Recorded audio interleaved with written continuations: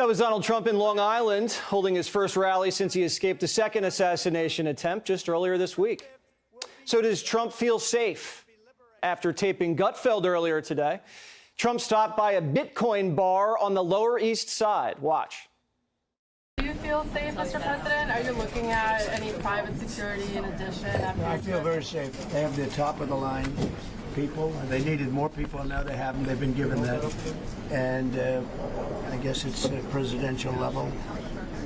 And based on the poll numbers, I guess you have to do that. We're leading in just about every poll. And we have to be safe, but we really have to be safe for the country. That's the most important thing to me. We have to be safe for the country. A lot of progress is going to be made. It's going to be made fast. But tonight, we still don't know why the Secret Service keeps getting caught flat-footed by crazed gunmen. Why were there two close calls back-to-back? Why are Trump's perimeters so vulnerable? The Biden-Harris administration stonewalling. From my personal standpoint, I want more information about what happened in Florida last weekend. I think the Secret Service owes an explanation to the American people, not just to a task force confidentially or under the classified setting, but to the American people, an explanation of what happened. The Biden-Harris administration won't talk. And the FBI, who wiretapped the Trump campaign and raided his house, they're in charge of the investigation. The men and women of the FBI are working tirelessly to get to the bottom of what happened.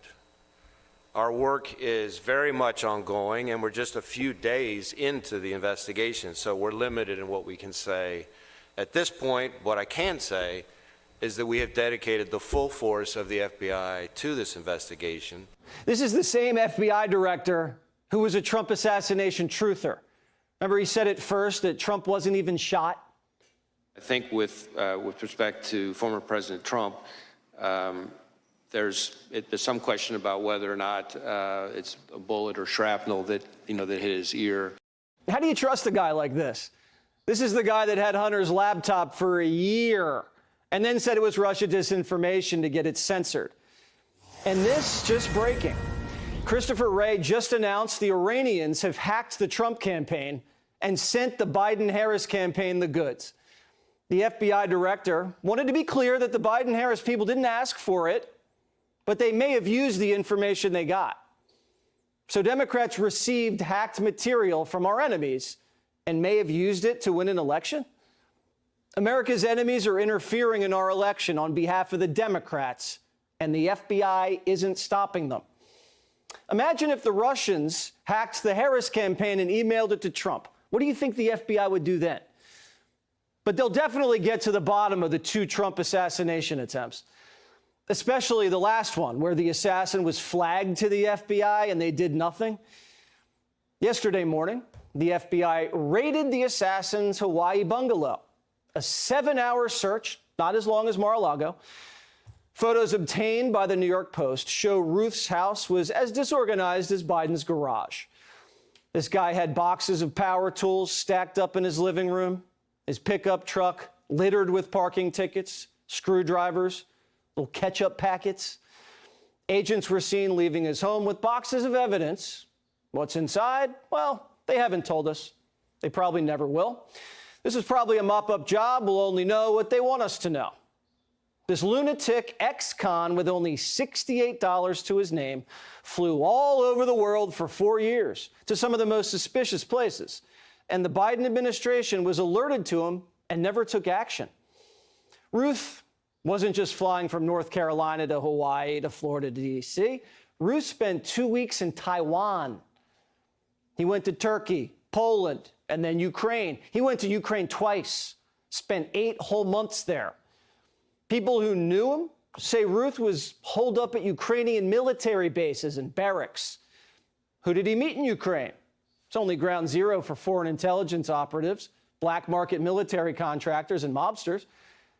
The assassin was recruiting soldiers from Afghanistan, Iraq, Syria.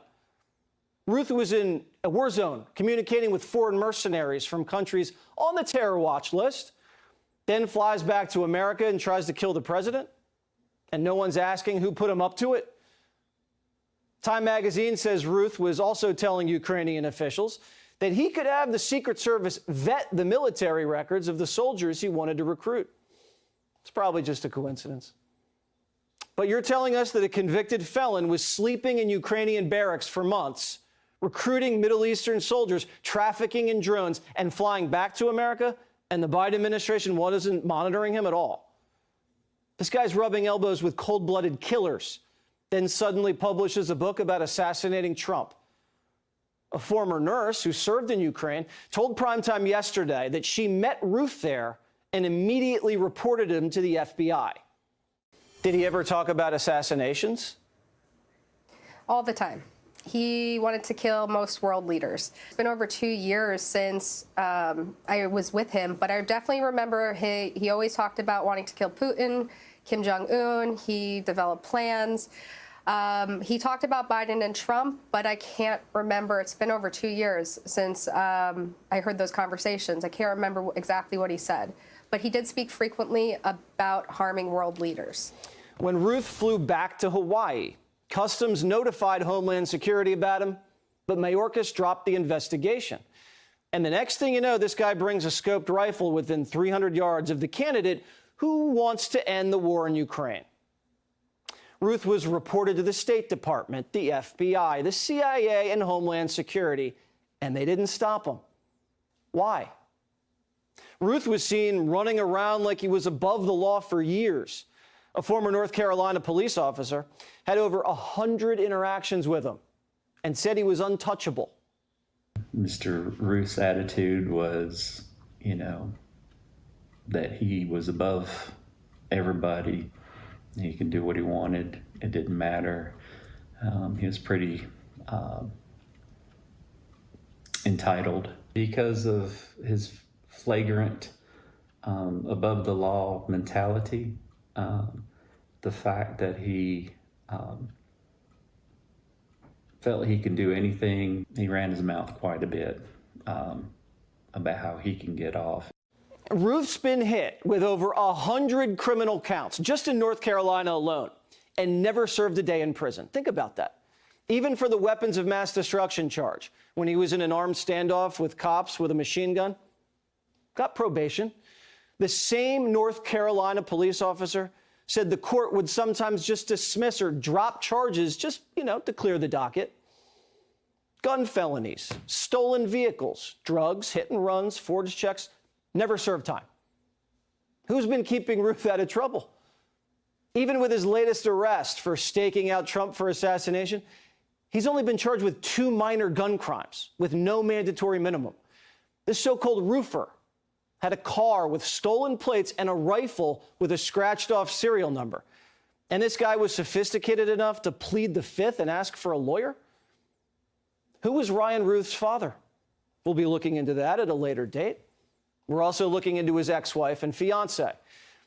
A shocking number of Democrats wish Ruth had completed his mission. New polling says 28% of Democrats think America would be better off if Trump was assassinated. 28%. 24%, not really sure. So that means a majority of Democrats think the country would be better off if Trump were murdered, or just need more time to think about it. For years, Americans have heard Democrats call Trump a threat to democracy. Are you surprised now that 2 people have tried to kill him? Trump has called us communists. He said we are a threat to the United States of America. Trump almost got shot twice, Democrats shrug. Listen to what one caller told C-SPAN today.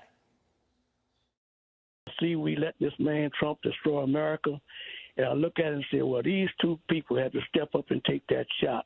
I'm 83, nothing to lose. I'm sorry, Willie, you're not advocating violence, are you? Not violence.